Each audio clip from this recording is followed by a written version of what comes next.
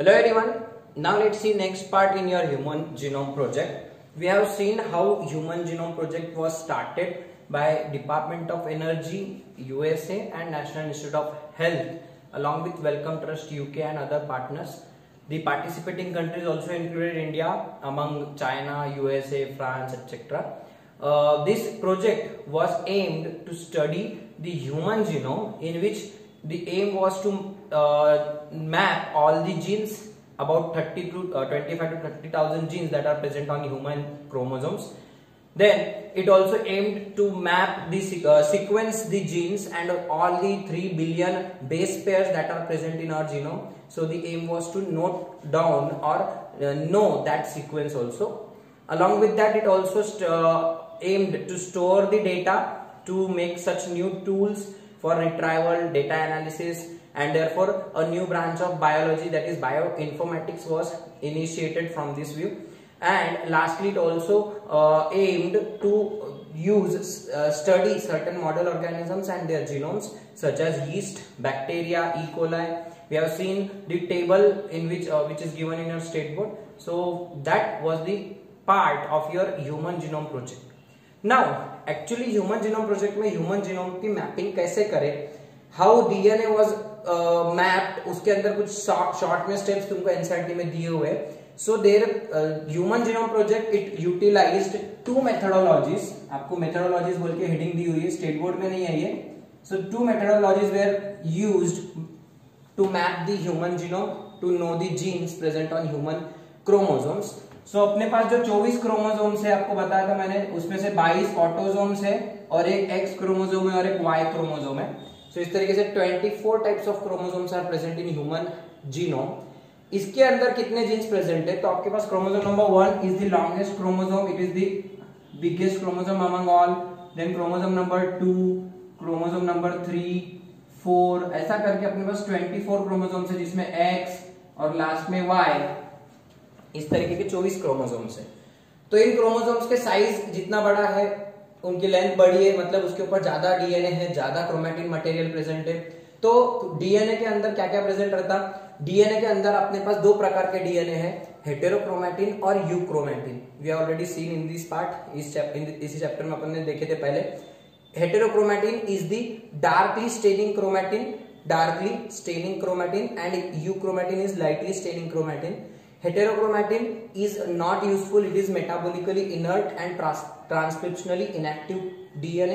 It is replicated DNA, whereas euchromatin is the metabolically and transcriptionally active DNA and it is involved in the process of transcription and formation of proteins.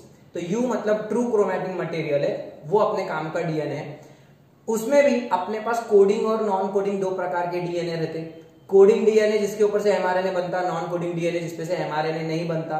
तो ऐसा अपने पास DNA, बहुत repeated DNA present है.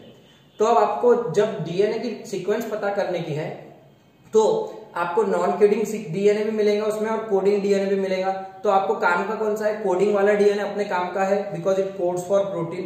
And non coding DNA it does not code for protein. तो यहाँ पे दो दिमाग लगाए, दो मेथड्स यूज करें. पहली मेथडोलॉजी थी एक्सप्रेस्ड सीक्वेंस टैग्स और दूसरी थी सीक्वेंस एनोटेशन. मतलब क्या, ये जो methodologies, these are the two methodologies that were followed by Human Genome Project to identify the genes and the coding regions or non-coding regions in DNA. So EST क्या है, express sequence tags means इसमें ऐसे sequences ढूंढ के निकालने का था जो खुद को एक्सप्रेस कर सकते. मतलब सिर्फ कोडिंग डीएनए की सीक्वेंस ढूंढना, कोडिंग डीएनए सीक्वेंसेस, इनको ही पहले ढूंढ के निकालना जिनसे कोई तो भी प्रोटीन कोड हो रहा है.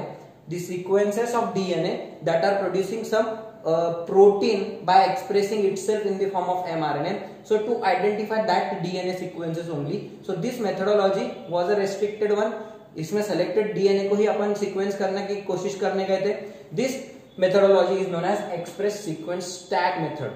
एक्सप्रेस्ड सीक्वेंस टैग नाम में से एक्सप्रेस्ड सीक्वेंस टैग मतलब ऐसे सीक्वेंसेस को टैग करना, ऐसे सीक्वेंसेस को पता करना, उनको बात करना which can express in the form of protein. So only coding DNA sequences The DNA, what do you mean by coding DNA? The DNA that can express in the form of protein. DNA that expresses itself as proteins. So that DNA only should be sequenced and mapped. ये एक हो गया. लेकिन इसके साथ साथ non coding DNA में भी रहता. सो एक दूसरा ब्लाइंड अप्रोच ऐसा लिए, ब्लाइंड मतलब सर सकट उठा के बोल दिए नहीं नहीं ऐसा मत करो, बोले जो काम का डीएनए है उसको ही नहीं देखने का, बिना काम के डीएनए को भी देख के रख लेंगे, बाद में और कौन ढूंढते बैठेगा. So coding plus non coding, coding plus non coding, दोनों डीएनए सीक्वेंसेस को एक बार ढूंढ के निकाल लेने का, to sequence both coding DNA as well as non-coding DNA and thereafter assigning the functions. बाद में जब पता चलेगा तो उसके बाद में वो फंक्शन नॉन कोडिंग डीएनए को दे देगा. अरे नॉन कोडिंग डीएनए अपन ने जिसको माने थे ये नॉन कोडिंग नहीं है, इससे ये वाला प्रोटीन बन रहा. बाद में कभी पता चला, डिस्कवर होगा ना आगे जाके कभी ना कभी. सो जब उसका फंक्शन पता चलेगा तो उसको फंक्शन दे दे. मतलब ये ब्रॉड अप्रोच है, ये एक ब्रॉड अप्रोच है. एक नैरो अप्रोच था कि सिर्फ काम के डीएनए को कोड कर लेते, जबकि ये अप्रोच क्या बोलता, काम के डीएनए के साथ साथ बिन काम का डीएनए जब भगवान ने दिए वाला है तो उसको भी देख ही लेते ना, उसकी भी सीक्वेंस पता कर लेते. और हो सके तो फ्यूचर में when you identify the function of that non coding region, so that time you can assign the function to that gene non coding DNA. So ये एक अप्रोच के साथ में सीक्वेंस एनोटेशन, एनोटेट करना मतलब उसको नाम देना, उसको उसके फंक्शन लगा के देना, उसको उसका काम क्या है वो बाद में पता चलने के बाद उसको एनोट करना. यहाँ पे टैग करना मतलब शुरू में ही पता है कि उसका फंक्शन क्या है. ओके. और एनोटेशन में क्या है, पहले तो लिख के निकाल लो सरसकट पूरे डीएनए की सीक्वेंस, बाद में फिर जिसका फंक्शन पता है वो लिखो, जिसका नहीं है अरे इसका पता नहीं है फंक्शन, हाँ बाद में पता चला तो उसको उसका फंक्शन असाइन करना. So this approach was a blind approach which consisted of sequencing both coding DNA as well as non-coding DNA. The DNA that codes for protein, DNA that does not code for protein. So both DNA sequences were sequenced, identified, and that regions were then further later on assigned with their functions if the functions are discovered. Okay. इसमें सिर्फ काम के DNA को sequence करने की बात थी, इसमें काम के साथ बिन काम का जो डीएनए उसको भी सीक्वेंस कर लेते बोले. ये अच्छी बात है ना, पूरा डीएनए हो जाता ना कवर फिर. राइट. ये दो मेथड्स थी. समझना ये पैसेज क्या था. इसके साथ उन्होंने फिर क्या किए, अब स्टेप्स क्या करे, डीएनए को उन्होंने कैसे अपने जीनोम को मैपिंग कैसे किए. सो स्टेप्स इन्वॉल्व क्या थी. अब अपने को डीएनए है अपना इतना बड़ा, ये डीएनए इसके अंदर, this is your highly packed DNA. DNA की पैकेजिंग देखे थे अपन ने न्यूक्लियोसोम मॉडल में. So DNA is coiled around your nucleosome histone proteins. Right. अब वो डीएनए को यहां से आइसोलेट करना पड़ेगा तुमको. सो अपन ने डीएनए आइसोलेशन के स्टेप्स बायोटेक में देखे थे. सो आइसोलेशन ऑफ डीएनए करो पहले, isolation of DNA from animal cell, human cell लेंगे कोई तो भी, उसके अंदर से कैसे आइसोलेट करने का, जस्ट ब्रेक दी सेल को प्लाज्मा को ब्रेक, प्लाज्मा मेम्ब्रेन ब्रेक कर देने का by lysis of cell, then your DNA can be easily removed. Nucleus was removed, then cytoplasm was mixed. फिर कैल्शियम ट्रीटमेंट वगैरह करके तुम डीएनए ट्रांसफर करने की वो बात अलग है. आइसोलेशन के लिए तुमको स्पूलिंग टेक्निक याद है क्या, स्पूलिंग मेथड, ये जो फोटो आ रही है एनसीईआरटी में बायोटेक चैप्टर की, याद है. सो चिल्ड इथेनॉल डाल के अपन डीएनए अलग आइसोलेट करते. सो वो पूरी मेथड फॉलो करने का और फिर डीएनए को वहां से आइसोलेट करने का. That DNA was isolated, human DNA was isolated, isolation of human DNA. अब डीएनए के फ्रैगमेंट्स कर दो, fragmentation of DNA, fragmentation of DNA. ये कैसे करते हैं, by using restriction enzymes, by using restriction enzyme. DNA के टुकड़े टुकड़े कर देने का. राइट. फिर वो जो टुकड़े टुकड़े, अभी ऐसा डीएनए था अपना पूरा ऐसा लीनियर डीएनए, उसके फ्रैगमेंट्स हो जाएंगे. These are the fragments of DNA. Now this fragment, अच्छा ये डबल स्ट्रैंडेड डीएनए. ओके. अपना डीएनए डबल स्ट्रैंडेड है. So these fragments then were joined with suitable vectors. Cloning vector से join करो उसको. So cloning vector यहाँ पे जो यूज किए थे, so they were BAC and YAC cloning vectors. ये MCQ आपको बिल्कुल मिलेगा. ह्यूमन जीनोम प्रोजेक्ट में कौन से क्लोनिंग वेक्टर्स का ज्यादातर यूज किया गया. सो BAC bacterial artificial chromosome and yeast artificial chromosome. मैं हमेशा ये बीट बायोटेक चैप्टर होने के बाद इसीलिए पढ़ा था क्योंकि उसके अंदर ये जो चीजें आती है आपको ये पता नहीं रहती अगर मैंने ये चैप्टर में पहले ही पढ़ा दिया. सो आपको ये चैप्टर के ये बात तभी करना अपने ह्यूमन जीनोम प्रोजेक्ट जब आपको ये क्लोनिंग की टेक्निक पूरी पता है. समझ में आ रहा है why I have let this part for last part, because आपको क्लोनिंग विनिंग क्या चीज है पता रहने के बाद ही आप ये चीज समझ सके। अब देखो आपको ध्यान में आ रहा है, डीएनए निकाले, डीएनए के टुकड़े कर दिए, डीएनए को क्लोनिंग वेक्टर के साथ ज्वाइन कर देने का आरडीएनए मिल जाएगा तुम्हारे को, bacterial artificial chromosome and yeast artificial chromosome. This rDNA was, अब ये लाइगेशन करने का, ये आपका बीएसी है बैक्टीरियल आर्टिफिशियल क्रोमोसोम, ये आपका फ्रेगमेंट है, यहाँ पे जोड़ दो, इस जोड़ने के लिए आपको लाइगेज यूज करेंगे। फिर this DNA was then inserted, it was then multiplied, उसके फिर आप क्लोनिंग कर लो यूजिंग सुटेबल होस्ट, ओके, और उसकी कॉपियां बना लो बहुत सारे डीएनए की फिर क्लोनिंग की, ओके। अब ये फ्रेगमेंट्स को क्या करने का, वो क्लोनिंग होस्ट में से निकाल के उसको फिर अपने को क्या करने का है, उसकी सीक्वेंसिंग करने, अपने को उसके कोई प्रोडक्ट तैयार नहीं करने के, अपने को सिर्फ उसकी सीक्वेंस पता करने की। जीनोम प्रोजेक्ट का एम क्या है, उसके ऊपर AGTTC जो भी सीक्वेंस है, व्हाटएवर इज द सीक्वेंस, वो अपने को पता करना।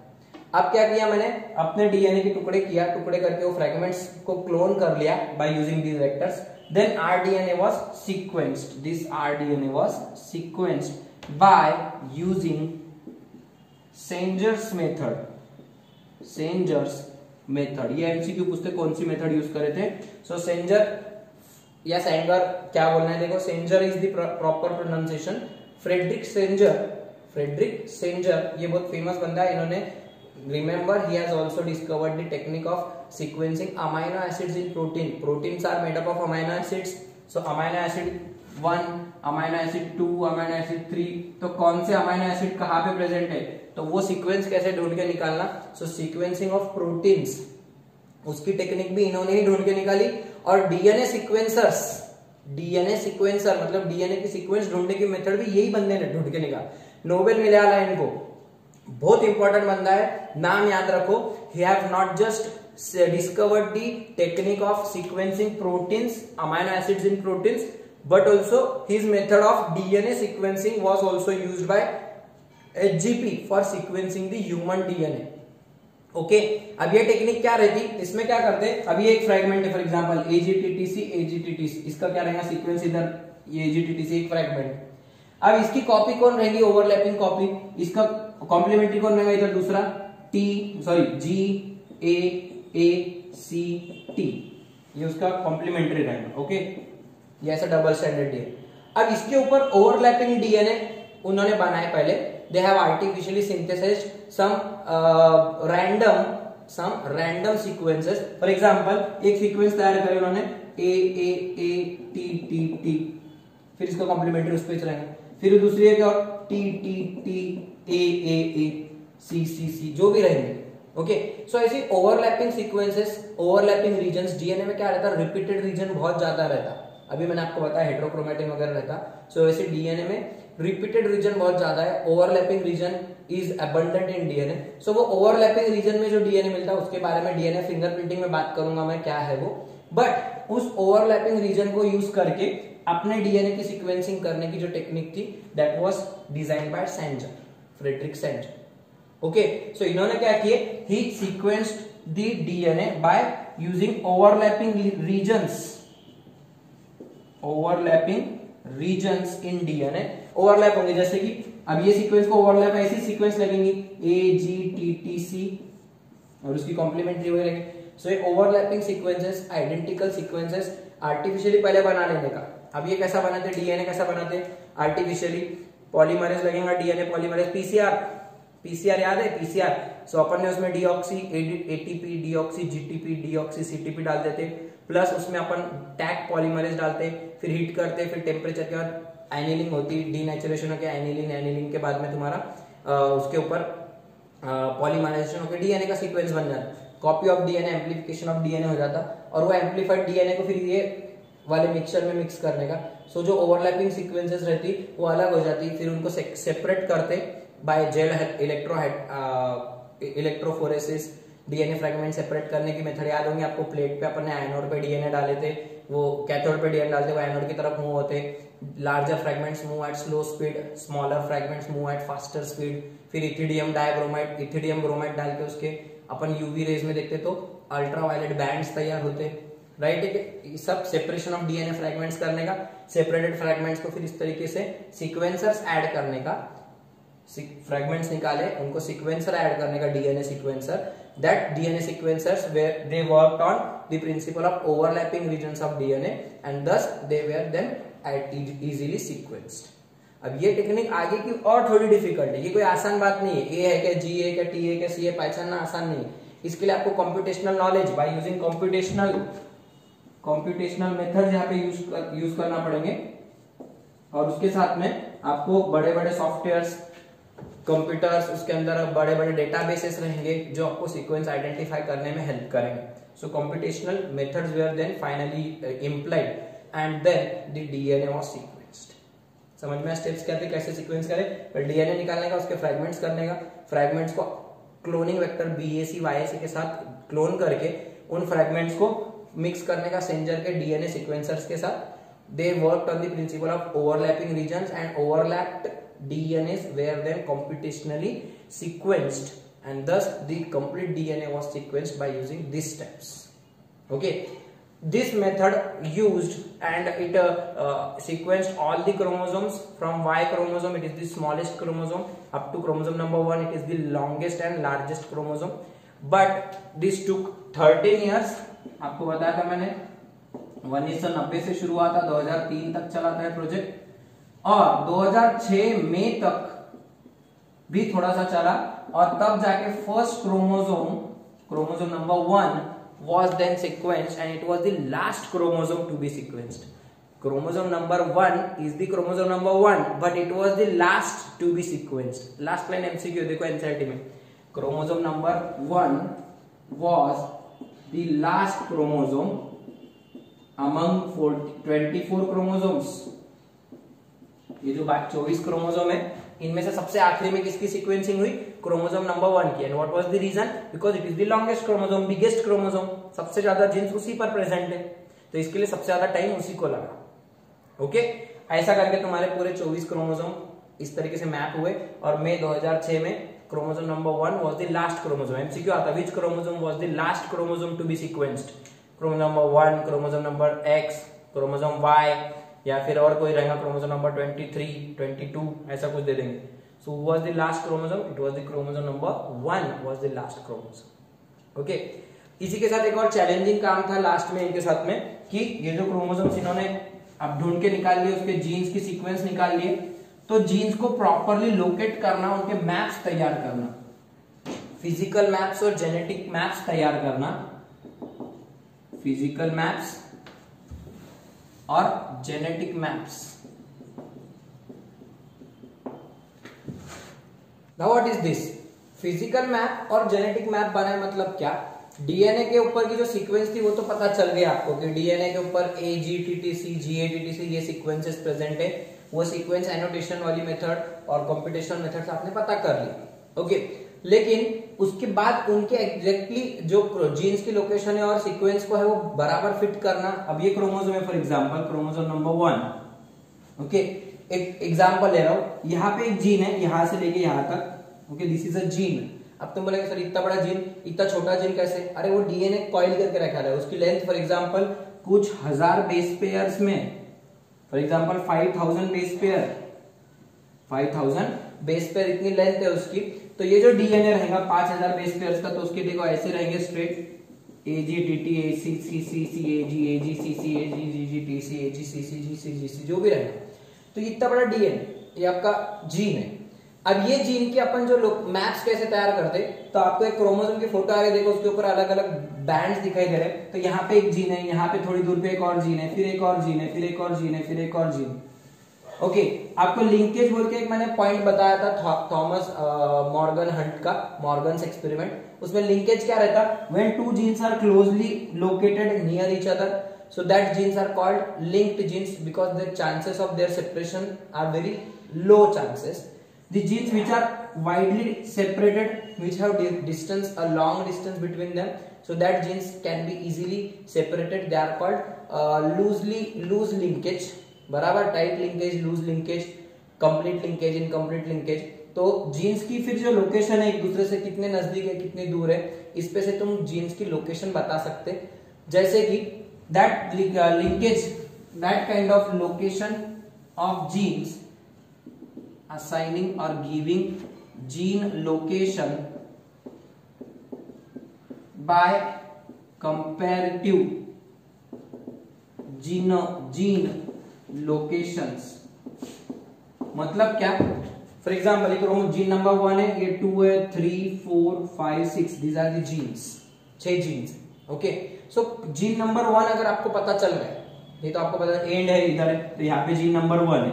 सो जीन नंबर 1 से जीन नंबर 2 कितनी दूर है? जीन नंबर 1 से जीन नंबर 3 कितनी दूर है? कितने मैप यूनिट्स दूर है? Map units, this was the concept designed by your Morgan. उसमें फिर 0.01% रिकॉम्बिनेशन हुआ, तो फिर it is suppose to be 1 Morgan 1 unit, वो आपको मैं एट द एंड बता दूंगा फिर से। सो वो मॉर्गन यूनिट वाला जो बात थी, so that map unit was used to make the locations of your jeans.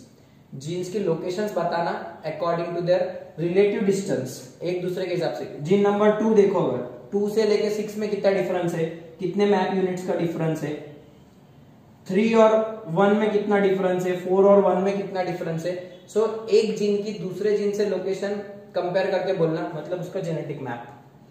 So genetic map it assigns the gene location, gene locus by comparing the location of this gene with other gene. उसको बोलेंगे marker gene. ये marker होगा ना आपका, एक आपका sign board होगा। जैसे कि अपन अपने एरियाज पे अपन एड्रेस कैसे बोलते हैं, तुम्हारे घर के पास में कोई हॉस्पिटल है तो आप उस हॉस्पिटल से फिर कैसा बोलते हैं, मेरे वो जो हॉस्पिटल है वो हॉस्पिटल से 4 घर छोड़ दो, फिर राइट लो, फिर राइट लेके first second third is my house, इस तरीके से अपन लोकेशन देते ना। So this is the marker point, वो हॉस्पिटल। वैसे ही यहाँ पे एक मार्कर जीन रहेगा, और वो मार्कर जीन को पकड़ के दूसरे जीन्स की लोकेशन जब अपन डिफाइन करेंगे, so when you define the location of gene by comparing the locations of other marker gene, that kind of mapping is known as genetic map. It is called genetic map. This uses inheritance pattern of your Mendelian inheritance use होगा यहाँ पे, क्योंकि देखो gene for eye color is here, gene for skin color is here, gene for finger shape is here, nail color is here, ऐसा करके वो genes रहेंगे। तो यहाँ पे Mendelian characters को follow करेंगे। ओके, लेकिन अगर फिजिकल मैप की बात करूं, so they are more specific. They are more specific. They literally talk about the map of a gene in terms of base pairs. In terms of base pairs, कि वो gene में कितने base pairs है। जैसे कि मैं भी बताया कि जीन में 5000 बेस पेयर्स है। सो आपकी इसके लिटरली आपके पास बेस पेयर की सीक्वेंस रहेंगी, ए जी टी टी सी ए जी सी। मतलब आप यहाँ पे प्रिसाइज वो जीन का मैप बताते टाइम उसकी पूरी लोकेशन बोलेंगे, वो जीन कितना लंबा है, तो वो यहाँ पे फिर कहाँ पे लोकेटेड है वो तो रहेंगे ही उसमें, बट उसकी प्रिसाइज सीक्वेंस यहाँ पे आपको मिलेगी।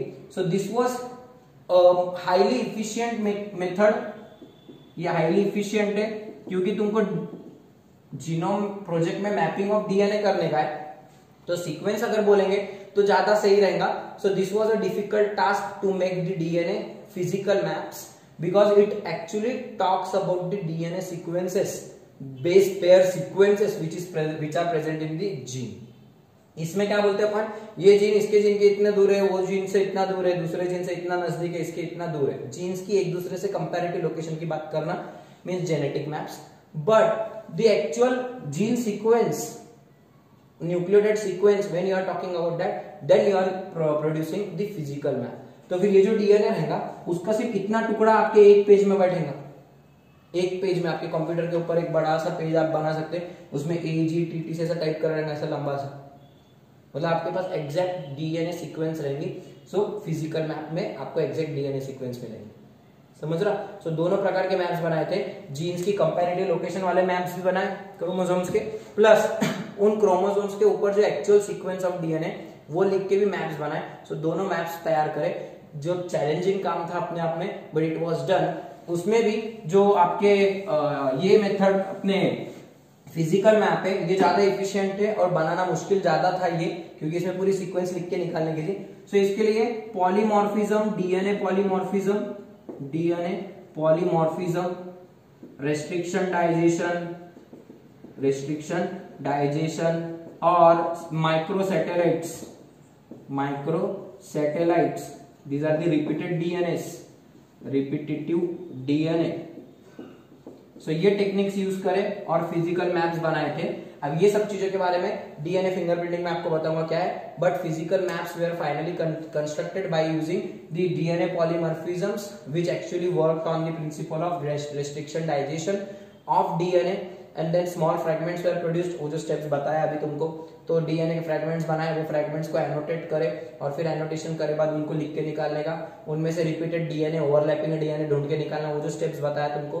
सो that repetitive DNA is known as microsatellite. So that DNAs were used to assign physical maps to the genes, okay, locations to the gene on physical maps. तो ये आपको एमसीक्यू में पूछ सकते हैं कि डीएनए पॉलीमॉर्फिज्म, रेस्ट्रिक्शन डाइजेशन और माइक्रोसैटेलाइट्स को यूज करके अपन क्या बना सकते हैं, फिजिकल मैप्स। जेनेटिक मैप्स बनाने के लिए simply Morgan's mapping, gene mapping technique, ये टेक्निक तुम यूज कर सकते हैं, जिसमें मैप यूनिट्स यूज करेंगे तुम, और map units 1 map unit is equal to 0.1% frequency of recombination etcetera, वो जो कुछ बातें हैं, तो वो पूरी टेक्निक अपने को सिलेबस में नहीं है, बट वो सब बातें यूज करके तुम डीएनए जीन्स की लोकेशन निकालेंगे तो वो तुम्हारे मैप यूनिट्स में है और जेनेटिक मैप बने। ओके, ये ज्यादा एफिशिएंट है, it is less efficient, it is more specific, it is less specific, क्योंकि इसमें एक्जैक्टली सीक्वेंस की बात पता चलती फिजिकल मैप में, और उसमें आपको सीक्वेंस नहीं पता चलती, बस जीन्स की कंपैरेटिव लोकेशन पता चलती। तो इसके लिए फिर कई बार क्या होता है, दोनों जो मैप से एक दूसरे से थोड़ा सा उनके चेंजेस आते हैं, उनमें लोकेशंस गलत भी निकल जाती है, कई बार गलत मतलब थोड़े से डेविएशन आते हैं उसमें, because this value is exactly dealing with the sequence of base pairs nucleotides and it is just talking about the location of genes on chromosome. Okay, so there will be there may be a difference between the actual position of genes if 2 maps are taken. So generally physical maps he use करते हैं।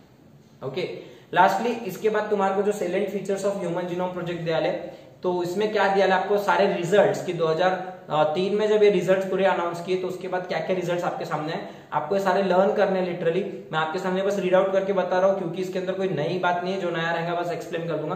सो आपके सामने first result आ रहा, salient features of the some of the salient features or the observations made by drawn from your human genome project are as follows.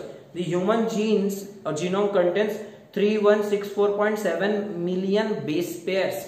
मैंने आपको 3 million base pairs बोला था, sorry 3 billion base pairs बताया था starting में। सो यहाँ पे कितने बेस पेयर्स है अपने पास, 3164.7 बेस पेयर्स, इतने बेस पेयर्स अपने डीएनए में रहते हैं। ओके, आपको मैंने स्टार्टिंग में बताया था, अपने को एम क्या था, 3 बिलियन बेस पेयर्स मैंने सोचा था स्टार्टिंग में, लेकिन एग्जैक्ट कितने अपने पास 3.164.7, मतलब ही 7 पॉइंट इधर ले ली 3, सो इतने बिलियन बेस पेयर्स, 3.0 नहीं है, 3.1647 बिलियन। अब आप बोलेंगे सर मिलियन दिया यहाँ पे, अरे मैंने पॉइंट शिफ्ट करा, आपको 3164.7 मिलियन बेस पेयर्स दिया, तो एक्चुअली उसको 3 पॉइंट इधर शिफ्ट कर दे तो बिलियन में कन्वर्ट हो जाए। सो अपनी क्या सोचती, 3 बिलियन थे अपने पास बेस पेयर्स है, लेकिन एक्चुअली ज्यादा निकले, 3.1647 बेस पेयर्स निकले। पहला रिजल्ट, कितने बेस पेयर्स निकले, आपको बेस पेयर्स का नंबर पता करना था, सीक्वेंस करना पता, वो पता चला। दूसरा, average gene consisted of 3000 bases, एक जीन में कितने बेसेस है, एटलीस्ट 3000 बेसेस है। दूसरा रिजल्ट, जनरली अपने जो जीन्स रहते हैं वो 3000 बेसेस लंबे रहते, एवरेज साइज, इससे बड़े भी जीन्स हो सकते हैं, जैसे कि द साइज में vary from the largest known human gene being dystrophin at 2.4 million bases. सबसे लंबा जीन जो है अपना, वो सबसे बड़ा जीन डिस्ट्रॉफिन, ये जीन है आपका, जहां पे एनसीईआरटी में नाम लिखा रहा है टेक्स्ट बुक के फर्स्ट पेज पे, जहां पे अपन अपना खुद का नाम लिखते, वहां पे लिख के रखो longest human gene having the length of 2.4 million base pairs, it is the longest human gene. MCQ पूछेंगे ये, what is the name of longest human gene, dystrophin. Dystrophin, इसके अंदर कितने बेसेस है, नॉर्मली 3000 बेसेस है, तो इसमें 2.4 मिलियन 24 लाख बेसेस, इतने ज्यादा बेसेस है, इतने लंबे भी जीन्स हो सकते। Okay, then the total number of genes was estimated to be 30,000, 30,000 सोचे थे, that was then the previous estimate of 80,000 to 1,40,000।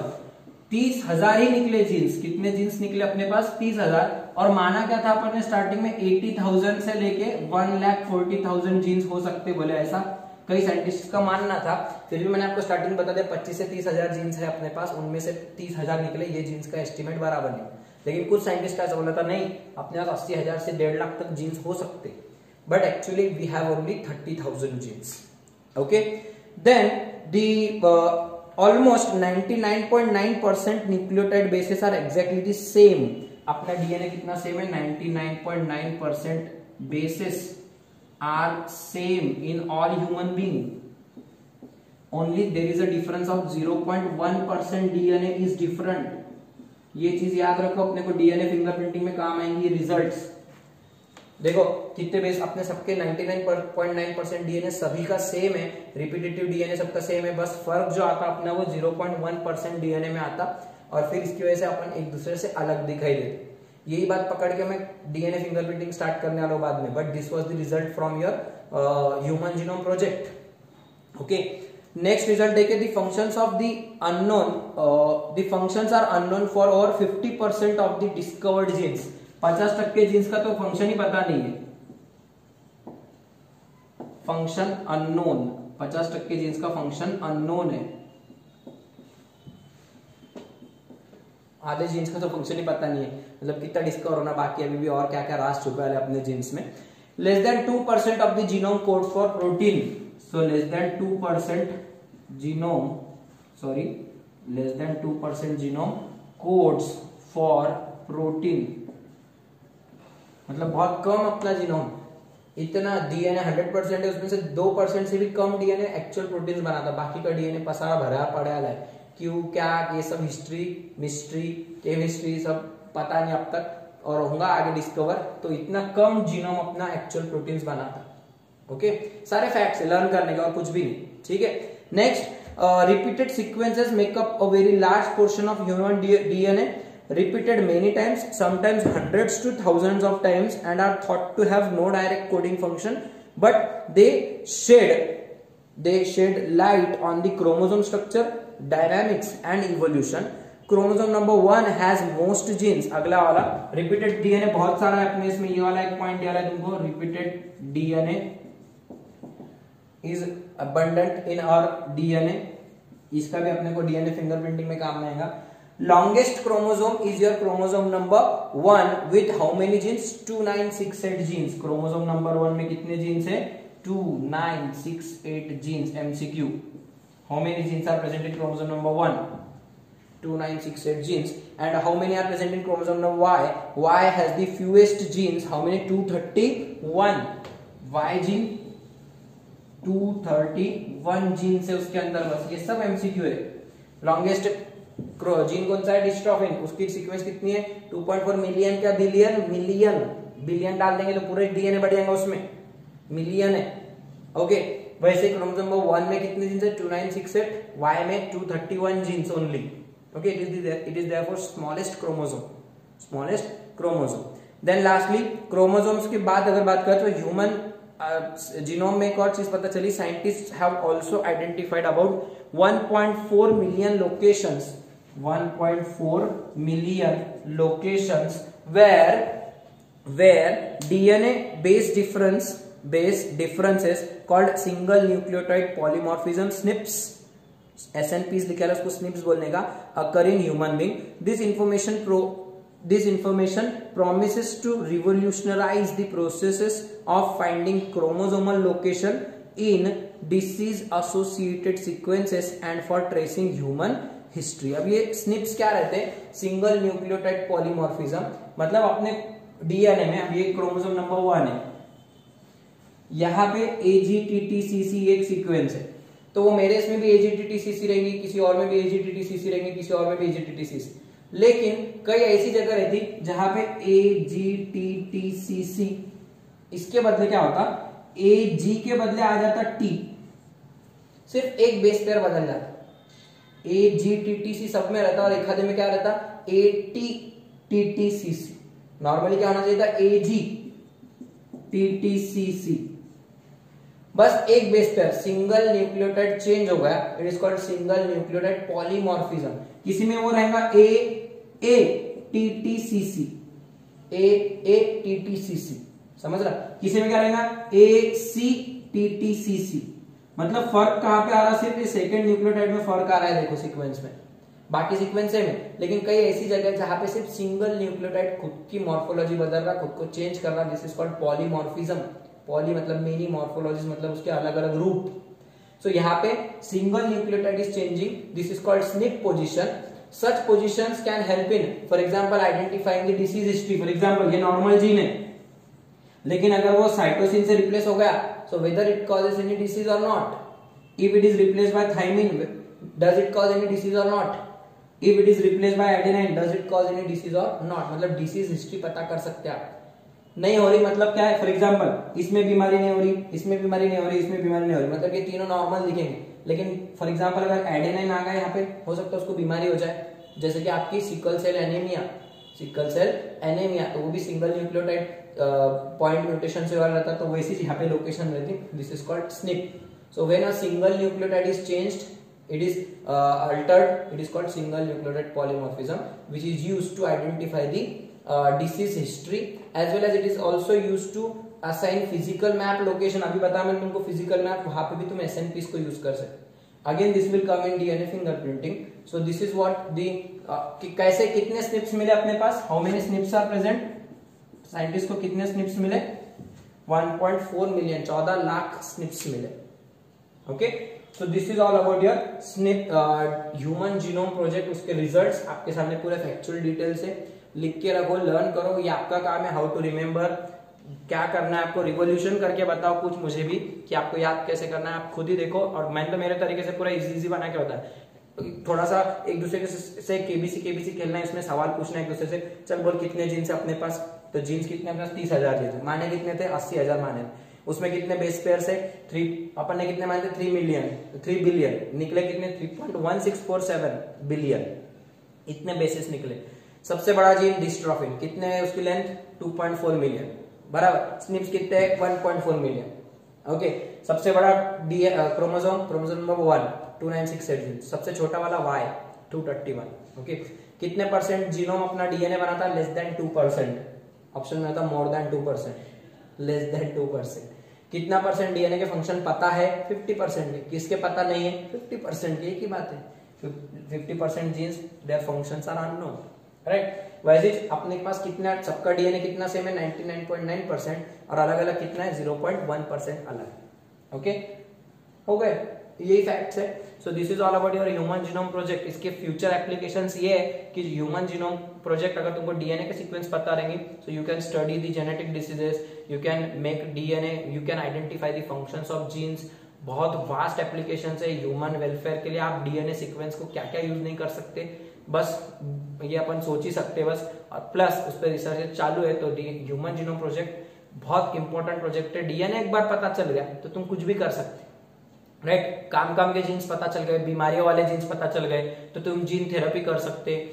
कुछ काम के जीन्स पता चले तो उनसे प्रोटीन्स बना सकते, थेरापेटिक प्रोडक्ट्स बना सकते। उनको आप इंसुलिन वाला जीन की लोकेशन पता चल गई तो वो जीन निकाल के तुम उससे इंसुलिन सिंथेसाइज कर सकते। So there are so many functions of your applications of your human genome project, not only in medicinal line but also in your forensics, then molecular biology, other biotechnology, other fields of your biology। Okay, so अपने को वो जाने का नहीं part. This is what all about your future challenges, आपको दिया है उसके अंदर, रीड कर लो। This is all about your human genome project. We will see the DNA fingerprinting in our next lecture.